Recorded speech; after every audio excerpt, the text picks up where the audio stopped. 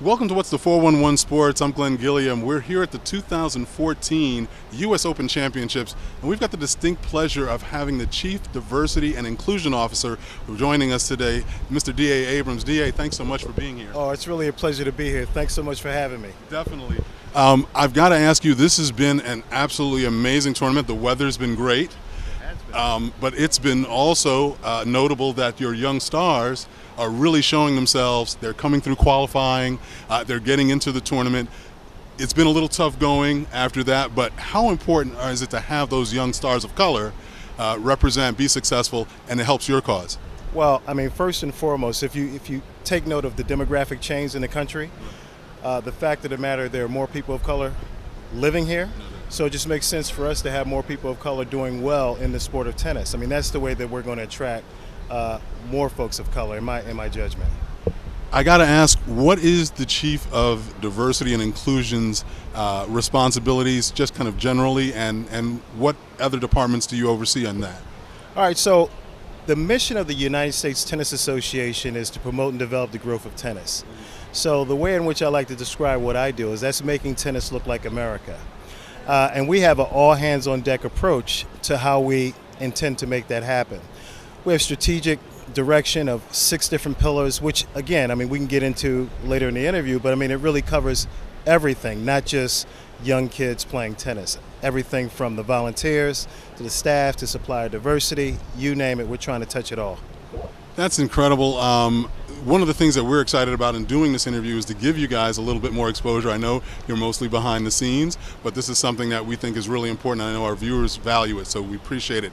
I got to ask, with regards to your programs and talking about how you build that fan and volunteer base, is it something where your programs talk about the history of the game? Althea Gibson's birthday started this tournament, and there's obviously a lot of history there with Arthur Ashe, Dr. Robert Walter Johnson, who is his coach and Althea's coach. Are those things included in the program at all when you're trying to get folks excited about it? So earlier I said we had an all-hands-on-deck approach to how we are going to increase diversity for the betterment of the game. And then I talked a little bit about our pillars. So let me go through those real quickly. So we have 6 pillars. The first one is human assets. So human assets is everything from volunteers to staff to providers to coaches to fans and ultimately to players, right? I mean, we believe that we need to diversify all of that in order to most effectively promote and develop the growth of tennis. The next one is image. So you asked a question earlier, regarding, I think, Arthur Ashe and Althea Gibson. I mean, we want to make sure that we're putting out very positive images, and we want to make sure that we're showing folks that, hey, you too can play this sport. So image, both internally and externally, is very, very important to us. And then supplier diversity is extremely important. Now, some folks may say, well, what does that have to do with anything? Well, when you think about it, the suppliers, if you will, diverse suppliers, they live in the community. If not living in the community, many times they serve the community. They have customers from the community. They represent the community. So if we're trying to grow tennis through the community, it just makes sense to be doing business in the community. And then the fourth one would be our sections and community engagement. So we have 17 sections across the country. So as opposed to us just going down to each section saying, listen, these are our 6 pillars and you have to do A, B, C, D, and E, that's not how we do it. We go in and we have conversations with them about what's important to them, and then we come up with D&I solutions to really speak to their needs. The fifth one would be strategic partnerships. Now, I'm not really a fisherman, well, certainly not a good fisherman, but if I was, I want to go with the fish are biting, right? So it just makes perfect sense to go to these organizations that are already servicing these audiences that we want to attract to tennis. And then the sixth one, to me, is really the one that if you have this one, the other 5 are going to be a piece of cake, and that's training and development. So if you know how to make this happen, not just us, but again, across the organization, then it's going to be a little more easier to make this happen, if you will. I got to ask, to your tenure with the USTA, how did it start? how long have you been in this role?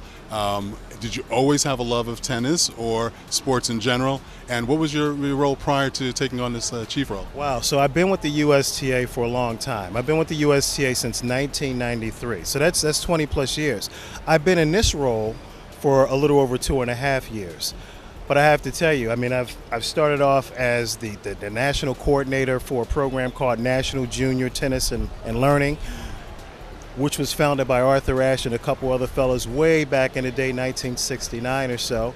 And then, I did that for a while. I did minority participation. That's what we used to call it before it became diversity and inclusion.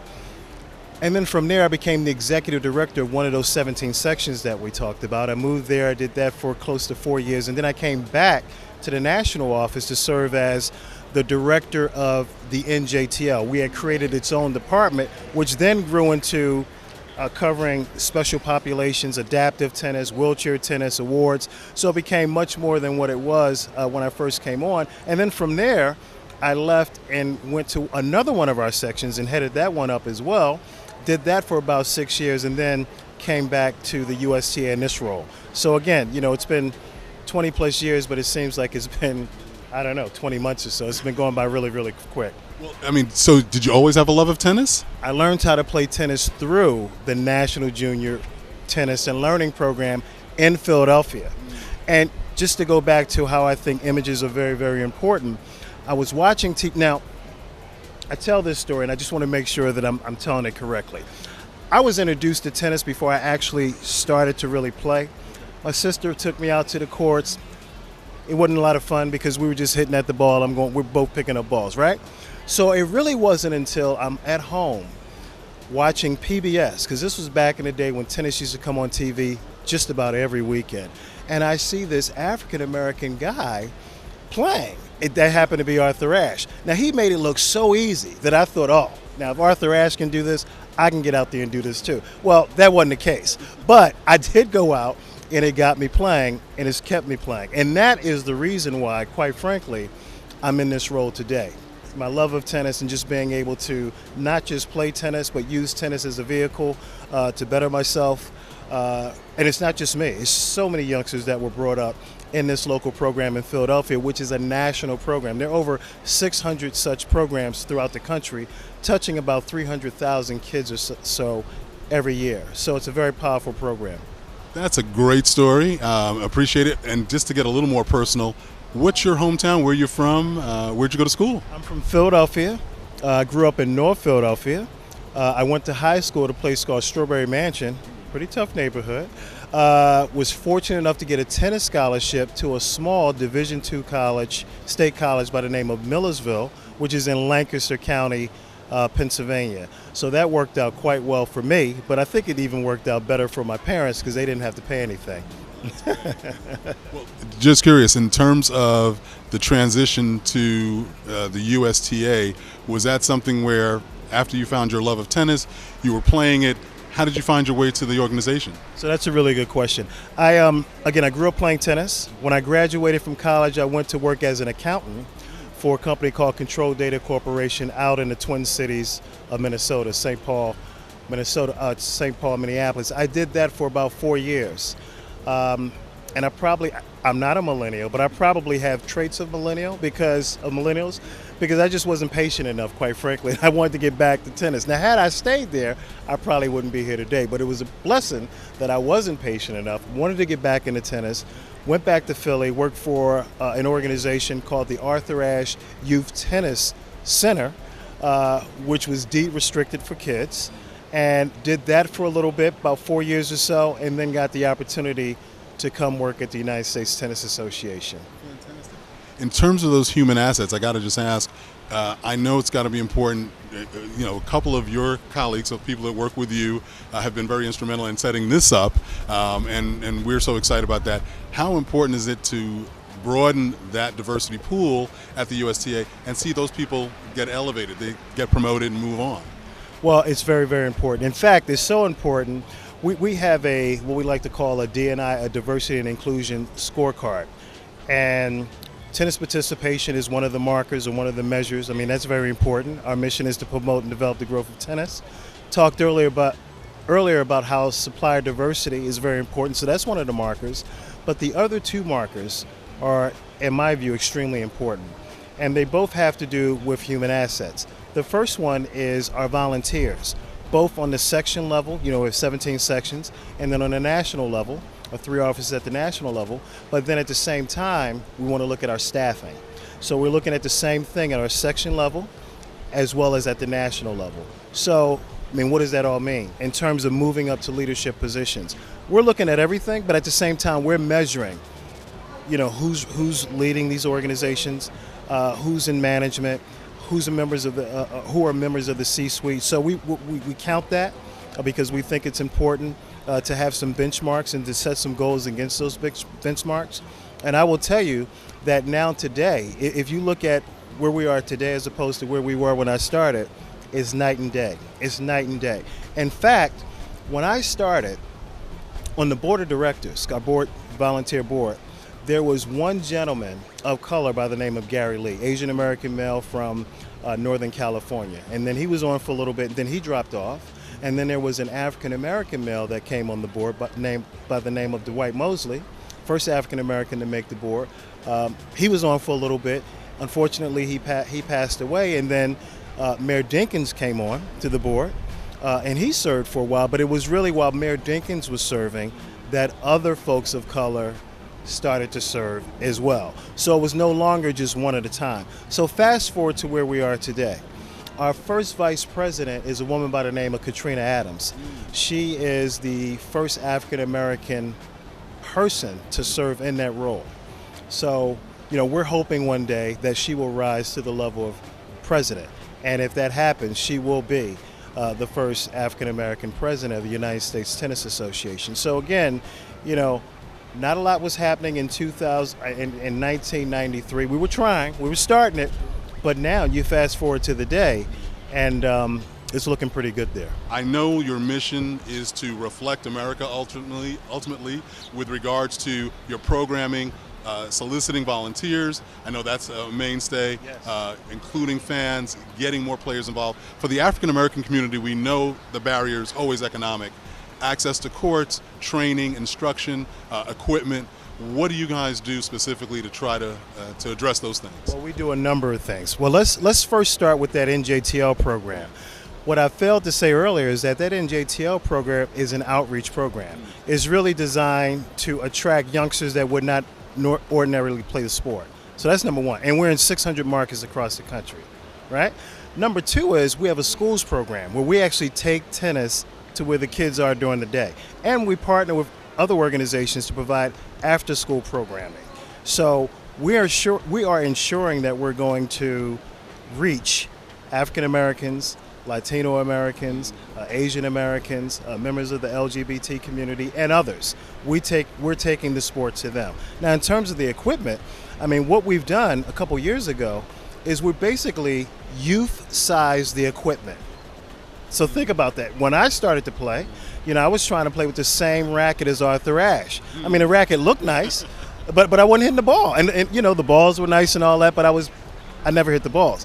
Today, the balls are softer, they bounce higher, the equipment's a lot smaller, the nets are shorter. So when you go out, you're pretty much going to have instant success. You may not be able to hit the ball like Serena Williams or Venus Williams, but you will have instant success. And it makes the game a lot of fun, which will keep you coming back.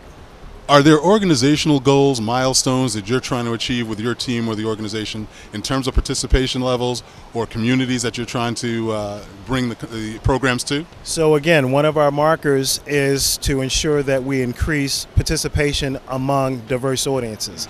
Again, to promote and develop the growth of tennis, that's the USTA's mission.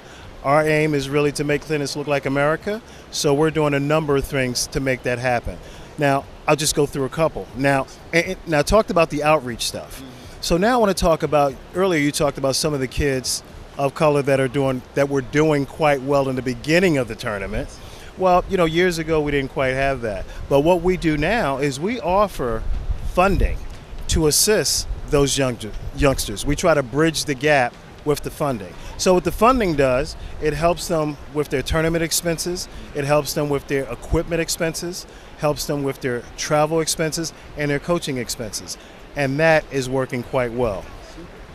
I gotta say congratulations on the 2014 nomination for the Dandy Award. That's the Diversity and Inclusion Award. You guys were up against golf and swimming. We know NASCAR won last year. You guys are awaiting, I guess, that final say-so. What are you guys doing with your initiatives to distinguish yourself against your competitors?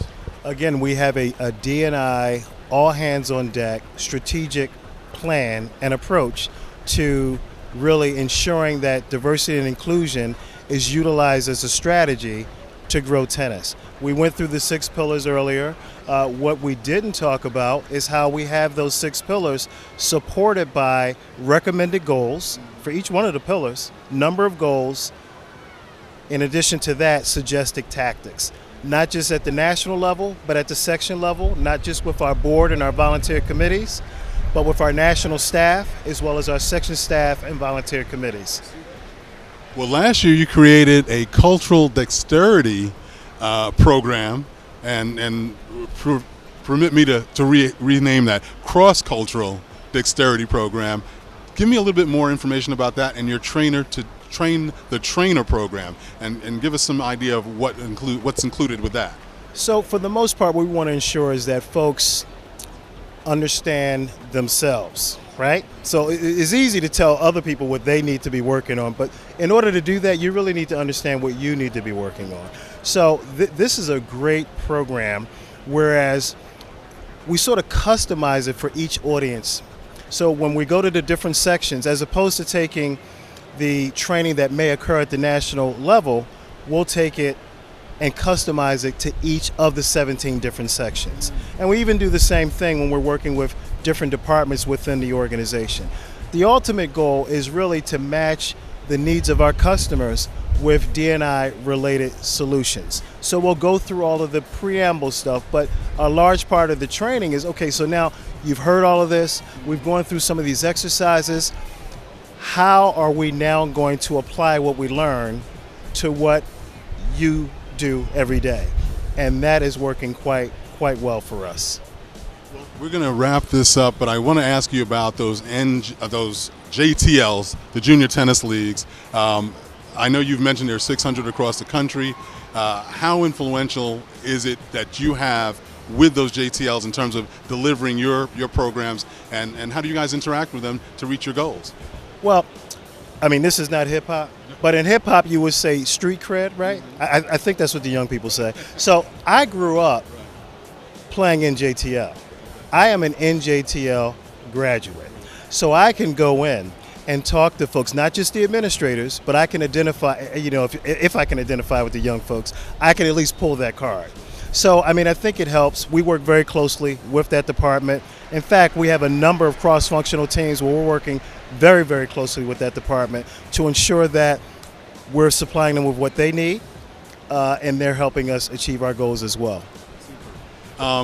I'm just going to ask, with regards to what's going on in the country today, obviously with Ferguson here in New York City, it's got to be even more important, the work that you guys are doing.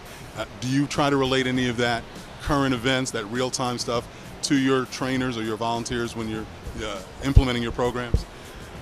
For the most part, we do and we don't. I mean, if it comes up in a discussion, and current events, they do come up in discussions, we're prepared to work with that and to answer that, and to answer those questions, and to incorporate the learnings within the training. The big thing for us is really to get across the idea that D&I is a strategy. It's a legitimate and very powerful strategy to help you achieve your already existing goals, whether they be USTA, whether they be tennis related, whether they be life skills, life goals.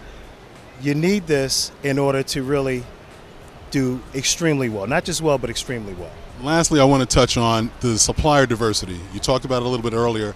How important is it to increase those ranks, to bring other suppliers into it? And what is the USTA looking for? What companies, what kinds of companies are you guys interested in bringing into the USTA? Anyone that can provide a value add to us, we're very interested in learning more about it. We're very, very serious about supplier diversity. In fact, last year, well, let's start with 2 years ago, we had 15% diverse spend across the enterprise, which is very, very powerful. A lot of companies on average, to maybe about 6 or 7%. Last year we went down slightly, but it was still at 13.5%. We have an individual on our team that's all they do. That's all they do. In fact, the USTA is so serious about really utilizing diversity and inclusion to help us grow the sport that we have a department of 6. And that's pretty big for D&I. I mean, there's some major Fortune 500 companies that don't have departments as large as we do. And the other thing is, there's some major corporations and organizations that don't necessarily have that all hands on deck approach to growing their business, such as we do. So we're really walking the talk, if you will, and I'm very proud of what our leadership is doing, both our president as well and the board, as well as my boss. I'm a direct report to Gordon Smith. It's just couldn't be more supportive. So it's a great place to be right now. No doubt. I just got to ask quickly, are you familiar with the Major League Baseball Diversity Summit? And do you guys take a little best practices from that? Well, yeah, we steal a lot of those best practices. We're very familiar with that. We've been to all 3. The last one was in New York. In fact, the consultants that they've used to help with build their supplier diversity program, we've borrowed them as well. We had Ralph Moore and Associates come in and assess our situation last year and took many of his recommendations, which included really engaging another diverse firm, which is a leader in the field, to help us build out our portal. And you know, we're on track to having that up and running by the end of the year. So we're very familiar with what they do. In fact, we steal a lot of what they do. Mr. Abrams, you've been so gracious with your time. Lastly, I got to ask, what's your most rewarding moment as you're in your present position for yourself individually and with your team? Well, okay, for me, again, I got to go back. I started a long, long time ago. And to know that we have an African-American serving as the first vice president of the USTA is extremely rewarding to me. I mean, it's not that I did that, but the fact that I work for an organization that has elevated someone of that stature to that position means a great deal to me, and I think it means a great deal to the organization and certainly to tennis. Can you give their name? I can. It's Katrina Adams. Okay. As we spoke about earlier, very good. And in terms of your team, or just is there another goal that might have been something very rewarding, or that you'd like to expound on? Well, I mean, I can just say that the USTA has been extremely supportive. I got to go back to when I started. It hasn't always been the way that it is now. So, you know, I can go into my boss and I can make a request as long as it makes sense and it makes sense to the bottom line and it is connected to what matters to the USTA. My chances are very good that he's not, I mean, he's always going to listen, but my chances are very good that he's not only going to listen, but that he's going to go ahead and implement that. I think I said earlier that at the United States Tennis Association, all directors and above must have a D&I related goal. It's not an option. They must have it. Now, that's new in 2014, and trust me, that's very big. That's huge, and I would be remiss as a media company if I didn't ask, is there any opportunity to include more media partners of color to get your message out, to be a little bit more of a voice in those communities you're trying to target? No, we would love that. I was a panelist along with Wendy Lewis from Major League Baseball, a fellow from NASCAR at the National Association of Black Journalists in early August, and I asked them. I told them, you know, you got to ask for what you want, right? So what you're asking me, the answer is yes.